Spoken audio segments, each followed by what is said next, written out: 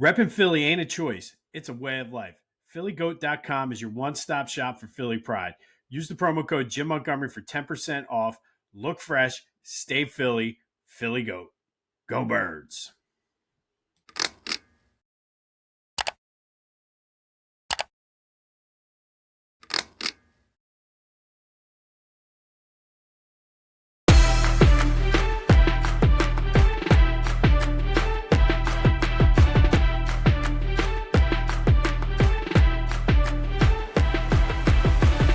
What's up, everyone? Welcome to this day in Philly sports history for February 25th, 2026. I'm your host, Jim Montgomery.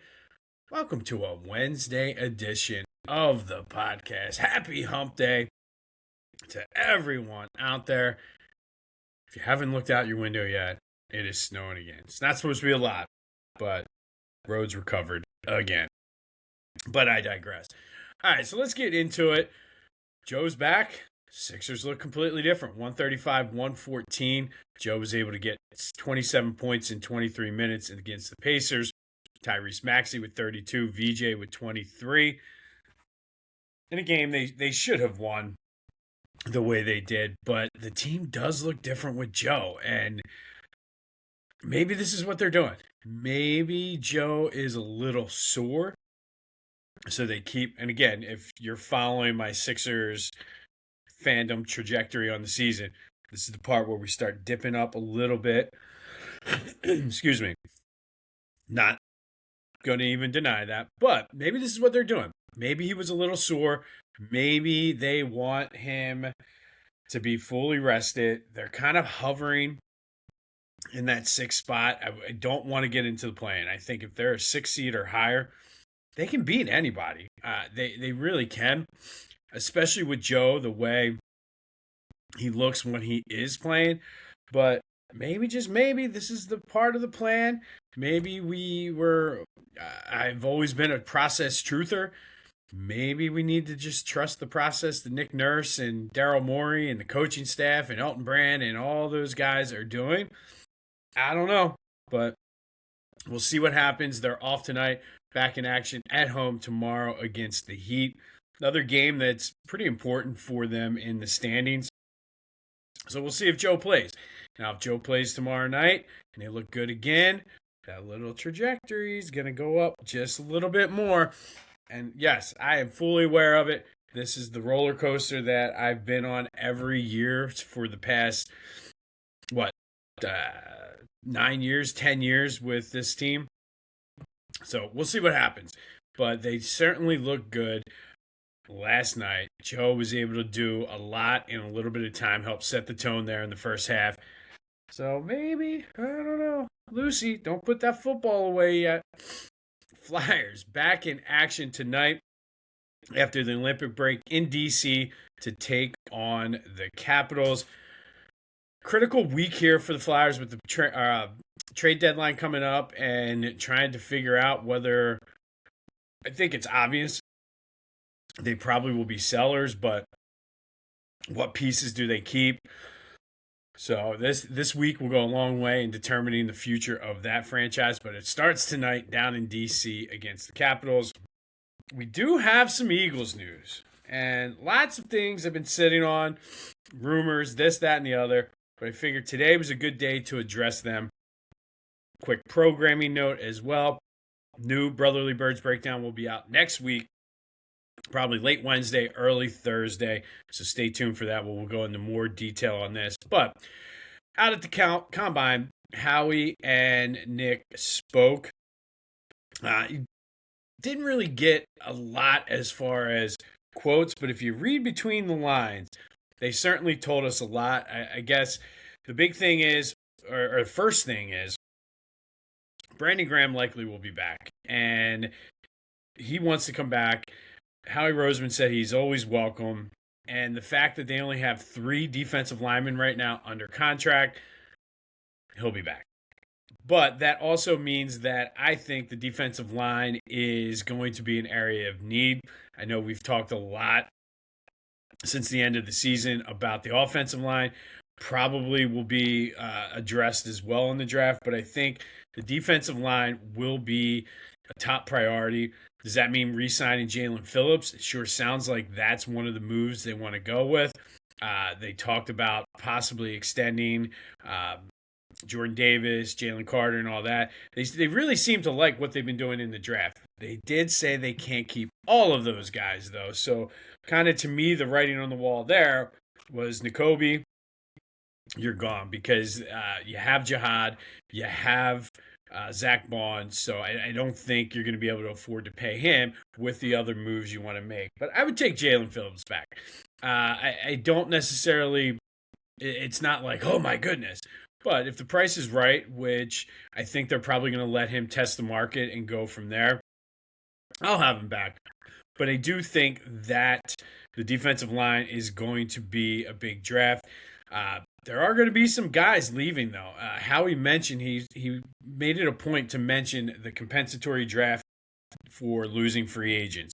So I think that means he's kind of opening the door for some of those guys to go, like a Dallas Goedert, like a Nakobe Dean, like a Reed Blankenship.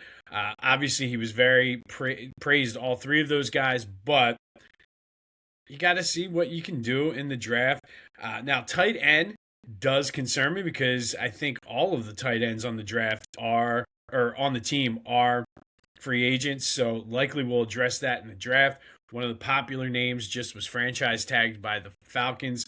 A lot of people were talking about, and I can't think of his name right now, them picking him up as a free agent, but it doesn't look like that's going to happen as the Falcons franchise. Not sure what happened there. Falcons franchise tag him, but that's going to be, and I like the way they're going into this with the new coaching staff. Likely it's Kyle Pitts, by the way, but with the new coaching staff, that the whole tight end room likely is going to look different. Howie did address the fact that he needs to get hybrid guys in, guys that can block and catch. We talked a lot about that when Grant Calcaterra comes in, who cannot block to save his life. So that was something he addressed. Did mention getting the a second cornerback, it seemed like long term, to play on the opposite side of Q, which I agree with. Dory Jackson came on at the end of the season, but I don't think he's the long term answer. And then, of course, praise Coop for being versatile, can play safety, can play outside, can play inside. So I think cornerback 2 is going to be an area of need. I really think we're going to see a lot of young guys come in here because they don't really need much on the offensive side except for some depth on the line and a tight end. But he did say we're going to keep everyone in mind and trust that their draft board is right. Likely we'll be taking the best player available. I don't necessarily think that means a quarterback. Sorry to say for some of the Jalen haters out there. And speaking of Jalen, both Sirianni and Howie talked about how they want to are excited to see his progression with Sean Mannion. So I'm excited for that too. Sirianni, and both of them made it perfectly clear that Sirianni was the one that made the choice on Mannion. And they liked Grizzard so much, they decided to bring him in, address the loss of Jeff Stoutland, and said likely that was part of the scheme. And basically they said they were not happy with the run game last year. They want their identity to be a run team first. Sirianni said this was the first time we weren't a top 10 running team since I've been here. They don't like that. So again, they didn't say a lot, but they said a lot if you read between the lines. So it should be an interesting free agent draft period. Kyle and I will break that down, like I said, on the Brotherly Birds breakdown next week. Another key piece that, there's so many toxic Philly fans. It's insane. I'm going to get on my soapbox here for a minute. As I was watching this press conference, I was watching the replay, so I didn't get a chance to respond to any of these, but the comments, so many, the hate that Nick Sirianni gets is still ridiculous. The hate that Jalen Hurts gets it makes no sense to me. Uh, One of the things Sirianni talked about was how uh, was praising Devontae Smith, rightfully so. He had a good season. He said he's still on the upward trajectory of his career. They both said they want A.J. Brown back. Now, that seems to be the biggest bone of contention here is the A.J. Brown thing. You have people say, get rid of him, this, that, and the other. He's not going anywhere. I really don't think. And people were like trying to make so much of the fact that Nick said he wants him back, but can't guarantee it. You can't guarantee that anybody on this team is going to be back next year. None of them. And I think if a team, and Howie has said this before, you got to pick up the phone. You got to listen to what people are offering you. And if it's not where your baseline is, you're not going to do the trade. But if somebody calls you up and says, I'm going to give you 2 first-round picks for A.J. Brown, you're going to do it. And so many people are talking about, it's not a financially smart move to get rid of A.J. Brown because you take a $40-some million cap hit, which you have needs on this team. So you're a better team with A.J. Brown. So it's just toxic. That's the only word I can say is toxic. It's just frustrating. It's like, geez, like, come on. And the fact that Nick said, I can't guarantee it. He can't guarantee it. If somebody calls you up and offers you 2 first-round, say the Bengals call you up, and this is very not likely to happen, but they call you up and say, I will give you 2 first-round picks and Joe Burrow for Jalen Hurts. Howie would be an idiot not to do that. So for him to say you can't guarantee, you can't. The league year did not even start yet. You got to listen to calls. It's negligence if you do not listen to these calls. Now, that doesn't mean he's openly shopping him, but you got to call. Like, I get calls all the time from people wanting to buy my house. And it's easy to say, no, I'm not selling. Well, what are you willing to offer? Because you got to listen. Like, if somebody says, I'll give you $1 million for my house, I'm going to sell my house within 5 minutes. Sure, give me $1 million for my house. Is that likely to happen? No. Does that mean I'm actively trying to sell my house? No. But you have to listen to the offer. And I think that's where everybody's getting confused and where it's turning toxic. It's just relax, people. Relax. It did, like I said, I felt better hearing both of them talk. It does seem that everybody's on the same page. Everybody is super excited about what the new coaches can bring in, as well as the fact that it seems like everybody's on the same page about the needs of this team and what they're going to do. And like I said, I got the sense cornerback too, defensive line and offensive line are probably the 3 main focuses. I think tight end, they're going to probably turn over every leaf they can, whether that's a free agent, a couple young guys in the draft, I don't know. But, and I think if you look at it, you have 3 defensive linemen on the team. So obviously that's going to be a top priority. Hopefully whatever the linemen were doing down in South America with whatever they were doing, stem cells and platelets and whatever, hopefully that makes them healthy and they're ready to go. So I was, like I said, I was excited to actually have some Eagles to talk about, Eagles to kind of focus on, and we'll be back next week with the new Brotherly Birds breakdown to kind of look ahead at free agent and kind of make our predictions and look at who's out there and what likely path they're going to go. All right, there was some Phillies news as well. Bryce Harper was on the WIP morning show. I didn't listen to this, but I did read the transcript. And the biggest takeaway is the fact that he said he and Dave Dombrowski hashed it out. Everything's good. Put it to bed. It's a non-issue. He was more upset, not so much, and I call BS on this, but not so much that he said he wasn't elite, but the fact that it came out publicly like that. And he's not using it as motivation, which the lie detector determined that was a lie. But let's put it aside. Let's see what these young kids can do. And like I said, I'm probably more excited for this Philly season than I have been in a while because it is a season of change, and I want to see what these kids can do. We've been hearing for years these guys in the system, so let's see what they can do. All right.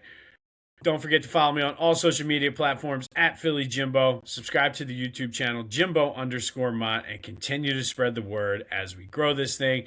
We are proud members of the Clashing Conferences Sports Fan Network. So go to clashingconferences.com to see how you can join and get involved today. And we are only 15 boxes away from Ella's goal.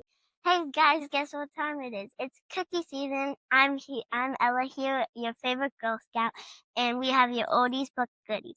Lemonades, dinners, peanut butter sandwiches, and more. This year we have a new cookie flavor called the Explore Mug. My goal is 200 boxes, so please make that happen.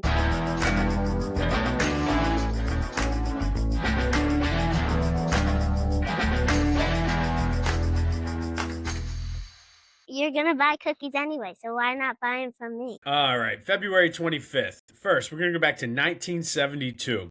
And last week we talked about the Phillies signing Danny Tartabull and how that was probably one of the worst free agent signings in Philly sports history. Well, today we're going to talk about a trade that was absolutely the best trade in Phillies history, possibly all of Philly sports, up there with Wilt Chamberlain. But on this day, the Phillies traded fan favorite Rick Wise, who was coming off his best season to date with the Phillies, to the Cardinals for Steve Carlton, who both players at that point probably needed a change of scenery. Steve Carlton was in a nasty contract dispute. Rick Wise was a great player, or good player on a shitty team. So it was a good change of scenery for both players. Straight up, Rick Wise for Steve Carlton. Have to say, it worked out pretty well for the Phillies. Carlton would go on 7 All-Star games, 4 Cy Youngs, a Gold Glove, led the league 5 times in strikeouts, went to the Hall of Fame. Oh, and of course, the World Series title in 1980. So on this day, Phillies acquire Steve Carlton from the Cardinals in a trade for pitcher Rick Wise. And that leads us perfectly into today's What If Wednesday, brought to you by Lotwin. If you want a 3D custom hype chain, go to lotwin.com, use the promo code TCCPOD to take 10% off your order. These things are amazing. So go check out the 3D hype chains today. And I think if you look at this one, this trade drastically changed the direction of the Phillies franchise. What if they never made that trade? What if they decided to hang on to Rick Wise? I think the most immediate need or most immediate thing with this is the Phillies team just suffers. They have no ace because after this trade, Steve Carlton comes in, wins 27 games on a 59-win team.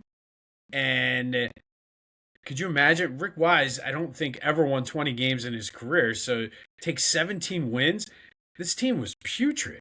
Absolutely, they would have won like 40-some games. They would have made the Colorado Rockies of last year look like the 27 Yankees. Like, it just would have been ridiculous. Eventually, maybe they get competitive, but they would be missing that ace, like that Cy Young ace pitcher that Steve Carlton became for them. And I think the second biggest impact would be on Mike Schmidt. Part of the reason Mike Schmidt was able to be successful is they started to win after Steve Carlton got here. And Mike Schmidt, in a losing culture, how does that stunt his growth and his development as a player? You never know. I'm sure, talent is talent, but we've seen it so many times where guys in a losing culture get traded or sign somewhere else and flourish. Look at Saquon Barkley. Did well in New York, but really came into his own when he came here. So you never know what happens there. Maybe he requests a trade. Maybe we're not blessed with 18 years of Mike Schmidt. The Philly fans, obviously, the team would not have had that success in the 70s, so we're more cynical, more miserable, just because the Eagles teams in the mid-70s weren't that good either. So it would have just been a just a miserable time. The Sixers lost an NBA record in 1972, so I feel like it would have just snowballed even worse with the Philly fans. And then as for Carlton, does he become the great player he was? Would have been a good pitcher. He was a good pitcher with the Cardinals, but would he have been a great elite Hall of Famer? Or would he have just been one of those guys that you see a random 30 for 30 on about his potential and what could have been? You never know. Luckily, the Cardinals and Phillies were able to make this trade on this day in 1972, though, and get Steve Carlton in Philly, which it did pay off with that World Series title. But what are your thoughts? What do you think about Steve Carlton? And if they never traded for him? And then let's do a secondary topic on this one. What is the best trade in Philly sports history? Obviously, you got Wilt. Obviously, you have this Steve Carlton trade, but maybe like more recent. I think the first one, I'll start it off. The first one that comes to mind for me is the trade for Joe Blanton from the 2008 Phils. But what is the best trade in recent times in Philly sports history? Hit me up on the Back to the Future voice and text line 267-495-8531 and let me know your thoughts on that. But I think off the top of my head, I'm going to go Joe Blanton here. Don't even have notes on this. Just thought it'd be a fun thing to see what everybody thinks. All right, fast forward to 1995. Flyers beat the Canadiens 7-0 up in Montreal. It was John LeClair's return to Montreal. He was traded 16 days prior, and LeClair put on a show for his former home fans, scoring his second career hat trick. Fans loved it up there. They weren't probably happy that LeClair was traded. Ron Hextall saved all 18 of the shots he faced en route to his 10th career shutout. So on this day, Flyers beat the Canadiens 7-0. John LeClair with his 10th or second career hat trick. Ron Hextall with his 10th career shutout. And that does lead us to today's trivia question. Told you I'd be back with trivia today. What four Flyers have more than 10 career hat tricks with the team? Hit me up on the Back to the Future voice and text line or the Discord channel, which is in the description. But which four players have more than 10 career hat tricks with the Flyers? And then in 2017, more Flyers. They took on the Penguins in the NHL Stadium Series out at Heinz Field in Pittsburgh and lose it 4-2. Shane Gauthier, I think it's Gauthier, and Jacob Voracek scored for the Flyers, who brought their outdoor game record to 0-3 with the loss out at Heinz Field. God, I hate the Penguins. But that happened on this day in 2017. And then finally today, our Black History Month Spotlight, forged in Philly. We're going to go with one of my all-time favorites, Randall Cunningham. Obviously, he is not from Philly, but he certainly made his name here. He was the quarterback of the team when I grew up watching. He was a black quarterback at a time where there was not a lot, and a lot of people didn't think that black guys could play quarterback. And truthfully, Randall kind of played into the narrative of being the quote-unquote athletic type. But man, this dude had an arm. I don't know if I've ever seen a better deep ball than Randall Cunningham. Had an absolute cannon. Didn't have much coaching. Buddy Ryan did not have much of a care to coach the offense. But I will say, kudos to Buddy for who at the time went with a black quarterback, which was not necessarily the norm back then. I'm watching a documentary. It's like a series on Peacock, the history of the it's called Field Generals. It's the history of the black quarterback. And it's great. I mean, it really opens your eyes to what was going on in the league then. But not a lot of people were willing to take that criticism and the heat for starting a black quarterback, even into the 80s. But Randall obviously faced a lot of criticism, not necessarily because he was black, but because the expectations are so high in Philly and they wanted him to do good. And we saw the talent that he had. There's no denying that Randall Cunningham had talent. Mixed reactions in this city. Of course, there were it is what it is, especially in cities like this. There was some racism toward Randall, but Randall, to his credit, did it his way. He was just like, this is who I am. I always said, let me be me, things like that. So Randall was forged by Philly to withstand the pressure, redefine the game, because he revolutionized the game. Keep going, even when we as fans demand it more. And I think, to me, that's why Randall Cunningham is a Hall of Famer. Not so much for his numbers, because his numbers were great, but compared to some of the other quarterbacks, you can make the argument that he's not a Hall of Famer. But we do not have Steve McNair. We do not have Lamar Jackson. There's no Patrick Mahomes. There's no Jalen Hurts. None of those guys. Michael Vick, Donovan McNabb, without Randall Cunningham blazing the way. So that, to me, is why he is a Hall of Fame quarterback. He was a trailblazer, the ultimate weapon, one of my all-time favorite Eagle players.